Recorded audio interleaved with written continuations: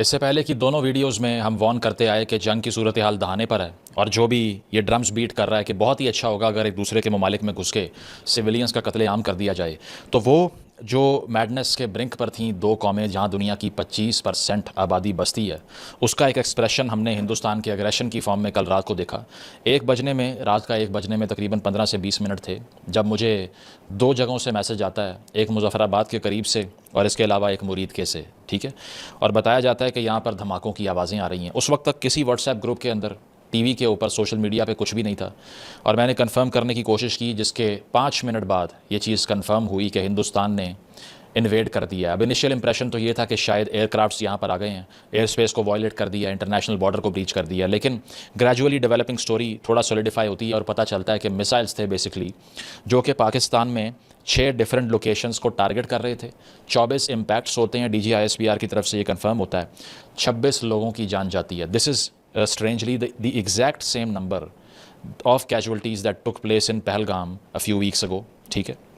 और इसमें अगर मैं जगहों की बात करूं तो उसमें कोटली भी है, यानी कि आज़ाद कश्मीर का जो हिस्सा है, मुजफ्फराबाद भी है। इसके अलावा आप साउथ पंजाब से आगे चले जाएं तो बहावलपुर और अहमदपुर शर्किया का इलाका भी है, ठीक है। और इसके साथ साथ मुरीद के भी है। इसके साथ साथ DGISPR ने यह भी कहा कि सियालकोट सेक्टर के करीब कुछ गाँव हैं, वहाँ भी नुकसान हुआ है, वहाँ भी मिसाइल्स हमले किए गए हैं। तो कुल मिला के 6 लोकेशंस बनती हैं जो कि एस्टॉनिशिंग और जॉ ड्रॉपिंग थी, क्योंकि इससे पहले आप मैक्सिमम क्या ही एक्सपेक्ट करेंगे कि कोई एक टेररिस्ट कैंप के ऊपर इंडिया आके अटैक कर देगा। लेकिन in this way bombarding many different cities of Pakistan, जिसमें पंजाब के भी शहर आते हैं, LOC के करीब जो गांव हैं या आज़ाद कश्मीर रीजन में जो गांव आते हैं वो भी मौजूद हैं। और इसके अलावा लाहौर के मज़ाफ़ात में बिल्कुल करीब मुरीद के में अटैक कर देना was very astonishing to Pakistani people. Tank movements हमने लाहौर के अंदर होती हुई देखी। इसके अलावा आज़ाद कश्मीर में मसाजिद में ऐलान हो रहे थे कि लाइट्स ऑन ना कीजिए और रीलोकेशन करनी चाहिए लोगों को। इसकी ग्रेजुअल डिटेल्स इससे पहले के सामने आती, पाकिस्तान की तरफ से रिस्पांस देने की बात की गई। ये कहा गया कि हम बिफिटिंग रिस्पांस देंगे, पाकिस्तान एयरफोर्स एरियल हो चुकी है और इसका काउंटर अटैक भी किया जाएगा। अब काउंटर अटैक की जहाँ तक बात है वो मैं आपको बाद में बताता हूँ कि पाकिस्तान ने क्या डैमेज किया, लेकिन इससे पहले कुल मिला के 4 मसाजिद पे यानी कि मॉस्क्स पर हमले किए गए इंडिया की तरफ से, जिसका मतलब ये है कि स्ट्रेटेजिक टारगेट्स उन्होंने चूज़ कर रखे थे।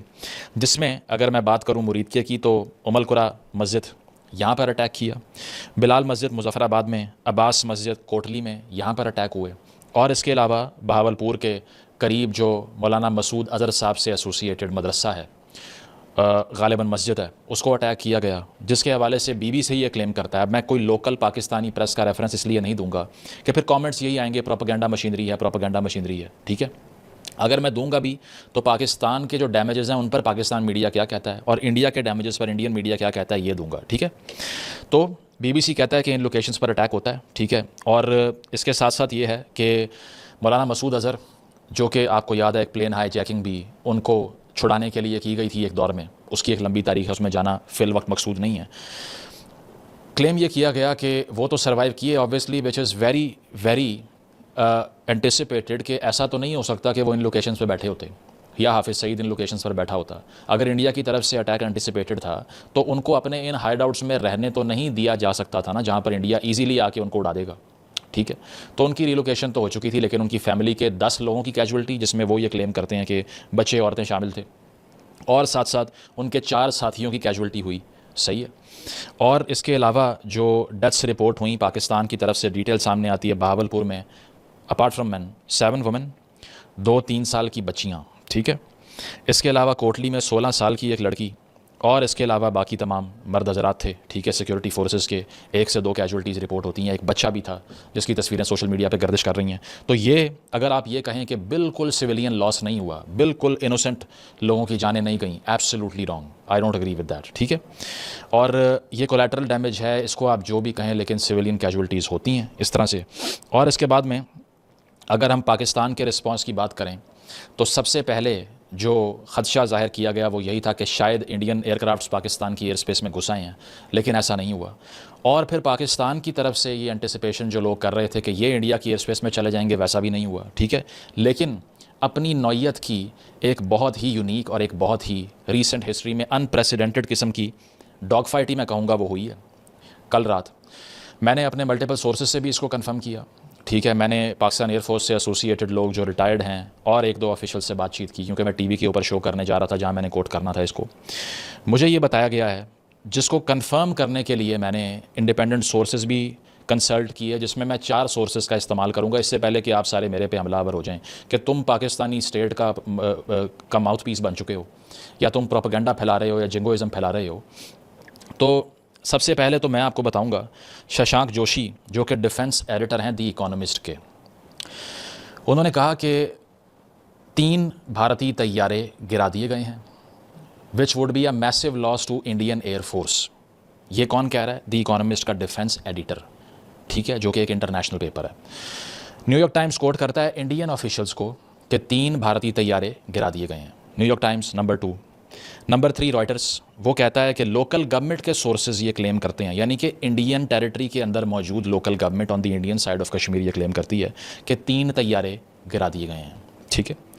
द हिंदू जो कि इंडियन एक रेप्यूटेबल पेपर है, वो कोट करता है कि 3 डिफरेंट लोकेशंस पर 3 तैयारे गिरा दिए गए हैं, जिसमें वो अपने कश्मीर साइड के चंद ज़िले मेंशन कर रहे हैं कि यहाँ वो गिरे हैं।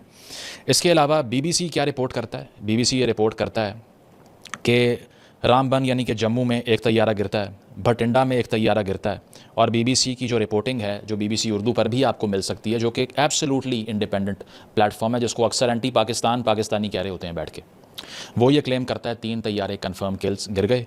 और वो ये भी कहते हैं कि पुलवामा में बीबीसी की टीम ने अपनी आंखों से देखा है कि इंडियन गवर्नमेंट के ऑफिशियल्स या उनका जो क्रेन्स हैं वो आ रही हैं और डिब्री उठा के लेके जा रही हैं तैयारे का। हाँ, ये कंफर्म नहीं किया कि एयरक्राफ्ट था कौन सा, आया वो मिग-21 था, आया वो राफेल था, आया वो सुखोई थे, या फिर वो कोई ड्रोन्स थे।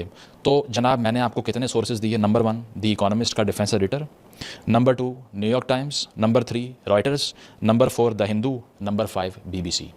इन 5 सोर्सेज का बैठ के आपने अगर मजाक उड़ाना है तो ज़रूर उड़ाइएगा याद से।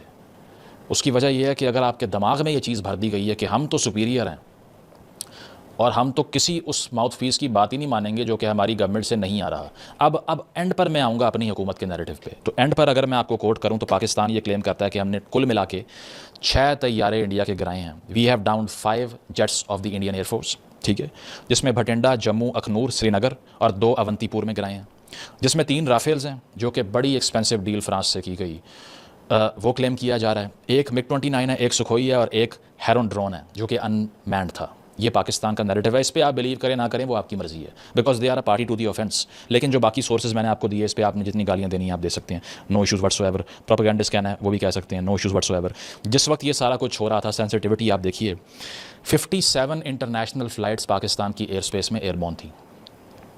उन फ्लाइट्स में से एक तो मेरा अपना दोस्त जो है वो दुबई से पाकिस्तान वापस आ रहा था, और वो बलोचिस्तान के ऊपर जब प्लेन फ्लाई कर रहा था, it was about to land, was taken back. ठीक है, सेंसिटिविटी देखिए कि उड़ के मिसाइल आके लग रहे हैं मुख्तलिफ लोकेशंस पे। अगर कोई पैसेंजर जेट को लगता, what do you think would have been the response of Pakistan? एक ह्यूमन एरर हो सकता है ना, ये प्रेसिजन 100% तो नहीं होता। आयरन डोम जो इसराइल की हाईली सोफिस्टिकेटेड टेक्नोलॉजी है, 100% एक्यूरेसी है उसकी नहीं है, ठीक है। इसके अलावा कोल्ड वॉर में आपको हज़ारों